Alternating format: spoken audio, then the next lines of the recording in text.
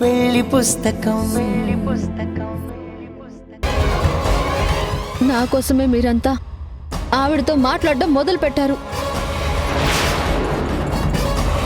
చచ్చి నీ కడుపున పొడతాను అంటే నీ ప్రేమని చూసి మురిసిపోయాను. కానీ నన్ను చంపడానికి కుట్రలు చేస్తావనుకోలేదు. క్యాన్సర్ లాస్ట్ స్టేజ్లో ఉండి కూడా ఇన్ని రోజులు బతుకున్నావంటే ఆ దేవుడి ఆశీర్వాదమని నమ్మాను. కానీ నీలో ఉన్న రాక్షసి ఇన్ని రంగులు మారుస్తుందనుకోలేదు.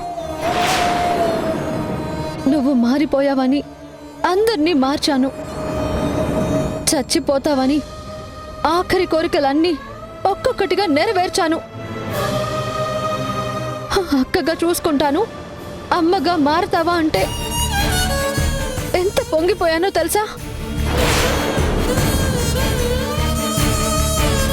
అలాంటి నువ్వు నన్ను, నా కడుపులో బిడ్డని చంపాలనుకుంటావా?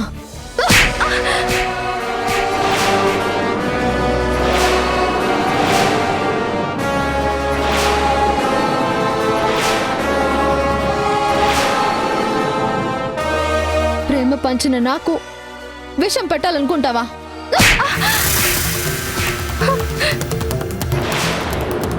చిచ్చి, నీలాంటి దయ్యం కోసం దేవుడికి ఎన్నిసార్లు మొక్కుకున్నానో లెక్కే లేదు. నీలాంటి దాన్ని. సాక్షి, నువ్వు ఆవేశపడకు. ఆవేశం కాదండి, దీని మొహం చూడాలన్నా నాకు అసహ్యంగా ఉంది.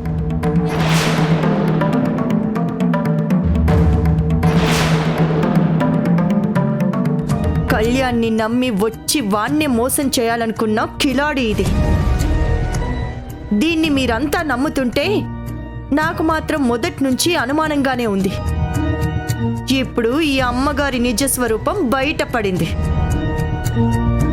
ఇలాంటి ఫ్యామిలీతో కలిసి ఉండడానికి అదృష్టం ఉండాలి. అలాంటిది అందరినీ మోసం చేసి నువ్వు ఎలా సుఖపడాలనుకున్నావు?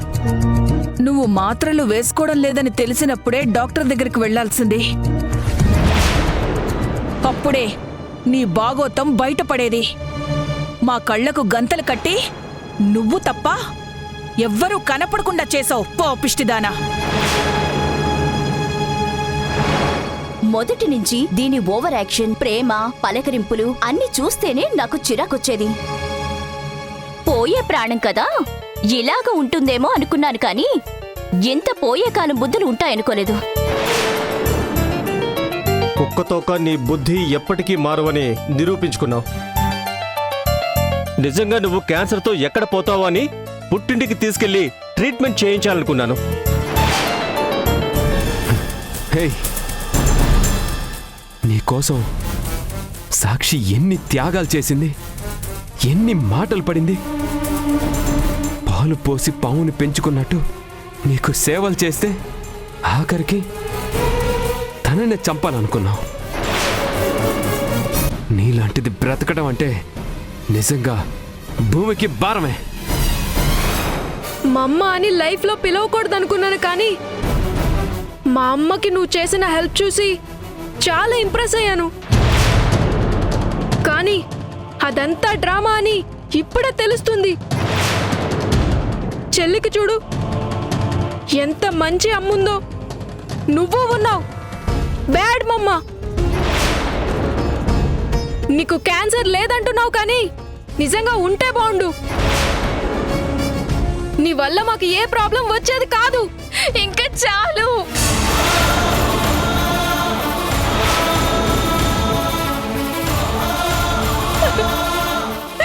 మీ కోపంతో మాటలతో నన్ను చంపొద్దు.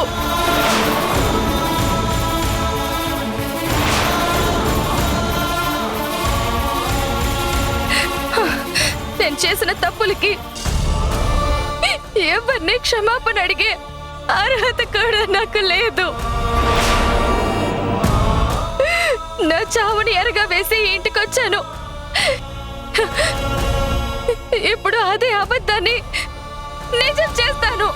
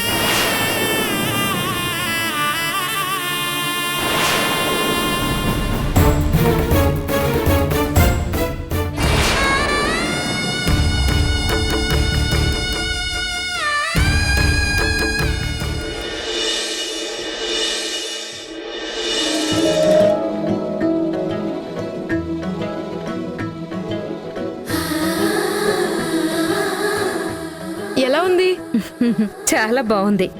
అన్నగారికి చెల్లంటే అంత ప్రేమ మరి. అమ్మా పప్పా ఉయ్యాల రెడీ, చెల్లిని తీసుకురండి.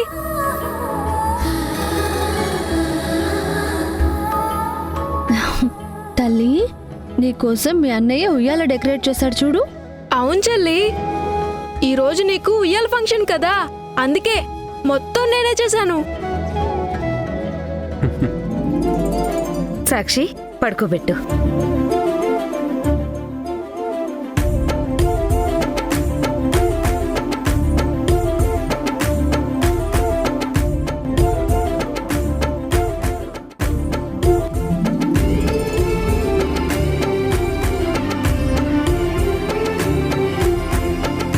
పేరేమైనా అనుకున్నారా?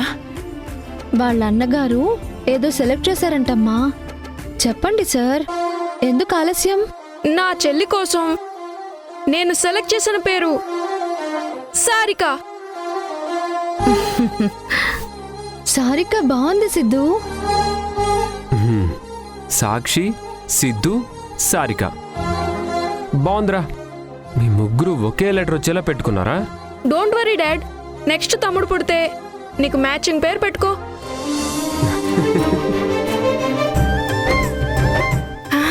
పప్పా, చెల్లి నవ్వుతుంది.